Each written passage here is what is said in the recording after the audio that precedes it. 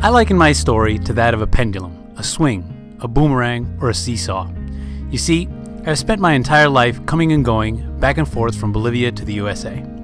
Most people would think that all that moving around would be kind of hard. I mean, with all the adjusting and settling down just to get ready to move again. It is true, moving around can be tough, but for me it was also a lot of fun and very exciting. Most importantly, and this is where I think I was particularly lucky, each time I moved, I got to stay in just one place long enough to feel and actually become one of the locals, in both places.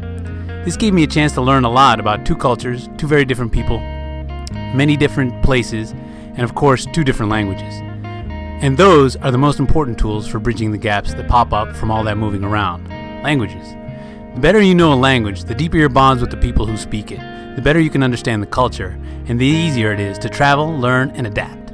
I was born in La Paz, Bolivia in 1969. I was named after my dad Ramiro, who had lived his whole life in Bolivia.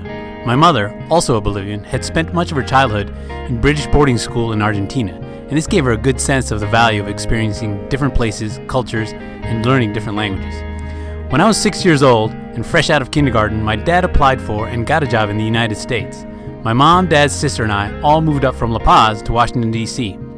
When I first arrived, I spoke only Spanish, but with the help of my teachers, and of course my mom who spoke excellent British English, I caught up quickly. My dad also made sure that I didn't forget my Spanish by speaking to me only in Spanish when I was around the house. We lived in the U.S. for the next 4 years, 3 years in D.C. and the last year in Atlanta, until we returned to La Paz in time for me to start the 5th grade and then, of course, middle school. While back in La Paz, I went to an American school because my parents didn't want me to forget all the English that I had learned. It is then that I started realizing how useful knowing two languages could really be. In middle school, I was really the only one who knew both English and Spanish well enough that I could befriend both the local students as well as the foreign ones. I mean, pretty much everyone spoke both languages, but all of them had a preferred language, and that meant usually going and hanging out with those whose preferred languages were the same as theirs. The language barrier often keeps people separate, and in many ways is very sad because the language you speak doesn't decide what kind of person you are.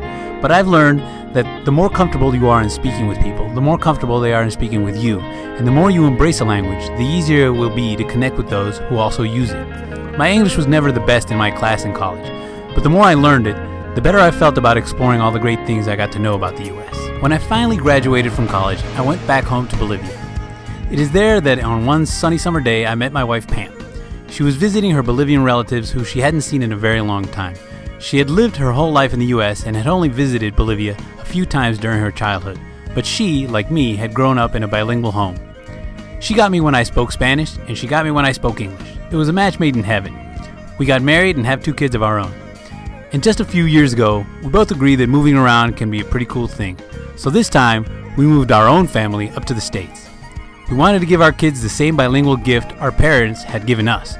We speak Spanish at home, and Barrett helps us out by teaching a little Spanish at school. And just in case you're wondering what she does for a living, she works at Barrett. She's the school translator, which shows you one last thing language can give you. Not only does it help you connect with people, but also gives you the chance to help others connect with even more people.